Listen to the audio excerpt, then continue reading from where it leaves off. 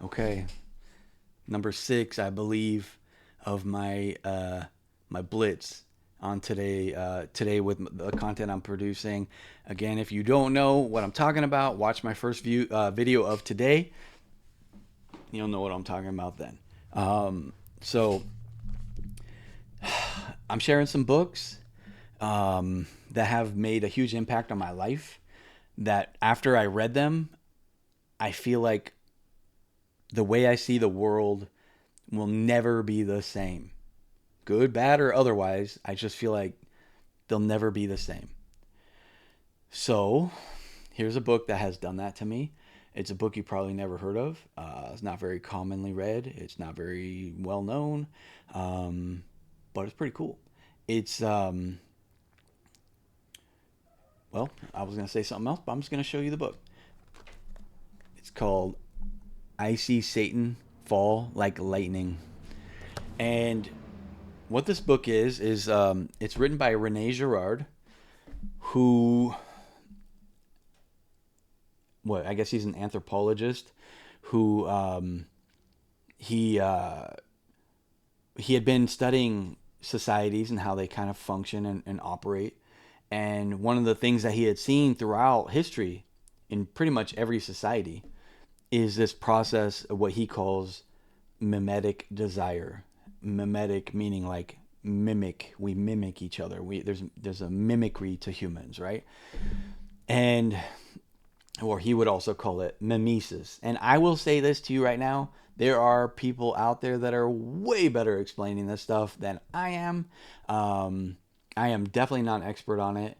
Um, Even if you got the book and just read the introduction, you're gonna get more out of this book than if you listen to me talk about it. But I'm gonna kind of also explain like how it's impacted how I see the world. So that's, I think, where this video will be a little different. But basically, what he's saying in a nutshell is that in society there's this mimicry, this mimesis, this process where people are copying each other, um, and at some point this kind of boils over into conflict, um, and it can look like it can come on, take on the form of, like, let's say Kobe wanting to be like Michael Jordan, right?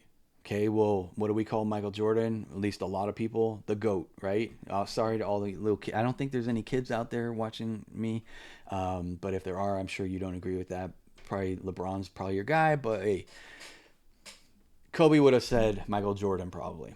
So, in order to be Michael Jordan, what does that mean? He's got to be the GOAT. He's got to be the best.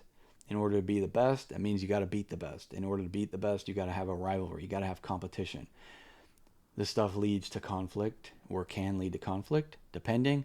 Um, that's one type of mechanism that can go on there. And point being that there's a mimicry that goes on. Humans are very adept at mimicking. Babies mimic their parents, their expressions, different things like that. We mimic. We're born to mimic. It's just in our DNA. It's who we are. It's what we do as a species. We can't help it. The thing is that oftentimes we don't know we're mimicking. We think we're coming up with our own ideas and getting really passionate and excited about certain things when really we're just mimicking. And so that's how we're designed, is what we do. Um, well, another component to what he talks about in this book is that, um, when things boil over into conflict, when something happens, when there's this like ups like an uproar in society, some tragic thing has happened, people are upset, there's societal unrest, this kind of stuff. Like, you might even want to think like 9/11 or something like that, right? Like, something tragic happened. Okay, what happened on 9/11? You'll hear people talk about this. What happened on 9/11 was, well, obviously we know what happened on 9/11, but what happened after 9/11 is what I'm getting at, actually.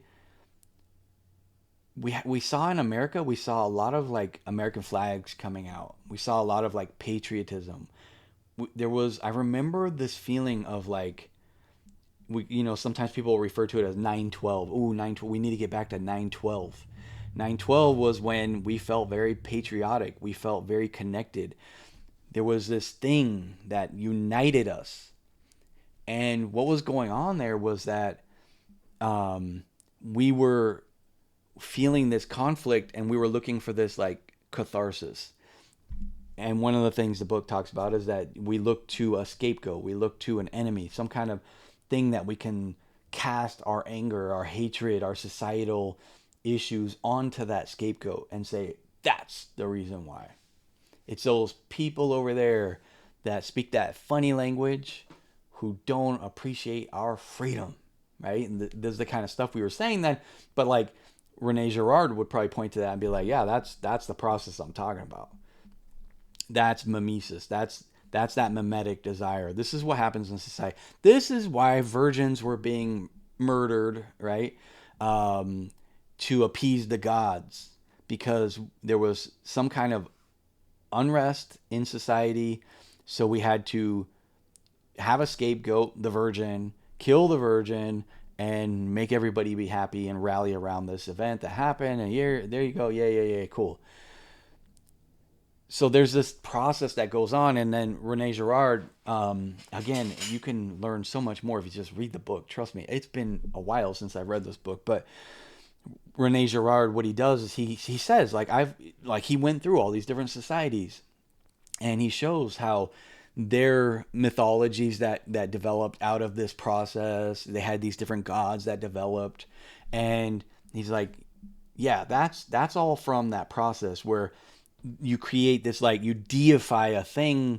The scapegoating process creates this thing. We all have catharsis. We all unite and rally around this thing, and it almost like creates a god, right? Like this thing, and so he says, but so he was an atheist as he developed this process, and he was applying it to all these societies, and he finally got to the story in the Bible, and he looks at Jesus and the history of all that and all these things, and he's like, this one's different, right?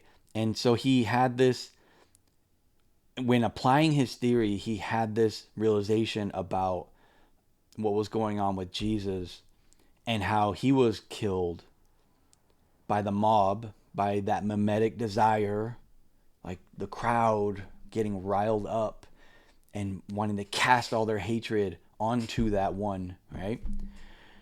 And I'm not going to spoil it, because first of all, I feel like if I try to explain it, I'll probably butcher it. Pretty cool stuff. But what he's saying is, like, even there's that story in the Bible about how they want to stone the woman. And one of the things in there is that Jesus gets there between the woman and the crowd, and he crouches down and he starts doodling in the dirt, right, in the sand or whatever. He's doodling. He's not looking at the crowd with his eyes. And the way Rene Girard explains it is, he says, if Jesus would have looked at the crowd with his eyes, they just would have directed that hatred and that animosity at him too. But he didn't engage it. He kept his eyes down, and he was just doodling on the thing, almost to just kind of like disperse the energy a little. It's kind of like downplay it, right? And so then what does Jesus say to them? He says, he whoever is without sin cast the first stone. Because what had happened there in that scene is that crowd had found their scapegoat. They wanted to kill the woman, and they forgot their own sin. And what's happening there is there's this mimetic desire that if we could somehow kill that woman, everything's better. We're all better. Everything's good. I can forget everything about myself and what all my own sin. I can forget my part, my role, what I believe, what I do. I can forget that stuff. It's all that woman's fault. And when Jesus says to them, whoever's without sin cast first stone, he's saying, look inside yourself. What's going on in there? Because you can't look at that woman and blame everything on that woman. that ain't achieving anything. When you think about Jesus, what does he say? If they slap you on the cheek, turn the other cheek. If they want you to carry their gear a mile, carry it 2 miles. This is how we love our enemies according to Christ. And what does all that do? It breaks that mimetic contagion, that desire to find the enemy that we can hate and dispose of. I don't know, maybe a Charlie Kirk type. I don't know. If we just can kill him, everything could be fine. If we could just put all of our hatred on that one, instead of looking at ourselves and all the ways in which maybe I'm off, maybe I'm wrong, maybe I'm at fault, maybe this, maybe that. No, it's that scapegoat. Some powerful stuff in there. Again, very humbling. And I highly recommend the book. I just think so much of what goes on in society, politically and, internationally and all this kind of stuff, is just is that mimetic contagion where we just find scapegoats and we blame it on China, we blame it on this guy, we blame it on this guy, everyone blame everything. And I'm not taking a shot at Trump. If you're a Trump fan, I'm not taking a shot at Trump. I don't care about Trump. And my channel's not about Trump, and it's not about politics. It's not. I'm just encouraging you to look at a book that has impacted my life, because I just really work hard to try so hard to not look at people like that. To not try to find that scapegoat that needs to be extinguished so I can feel better. It's funny, I'm going to do a video later where I'm going to talk about something my son said to me the other day. And it's the same thing. And I was getting caught up in that mimetic thing, that scapegoating thing. It's crazy. We all do it. And the source of so much evil is rooted in there. That we're not looking at ourselves. What can I do? What do I do? Me. What am I guilty of? How can I show someone else grace and kindness and mercy?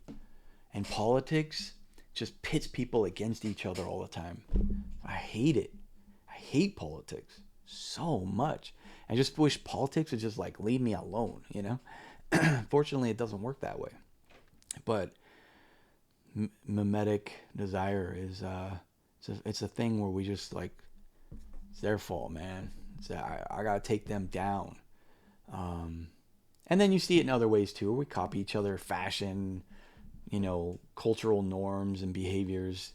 We get this thing where people are just copying each other in these ways too. So it's a fascinating book. Highly recommend it.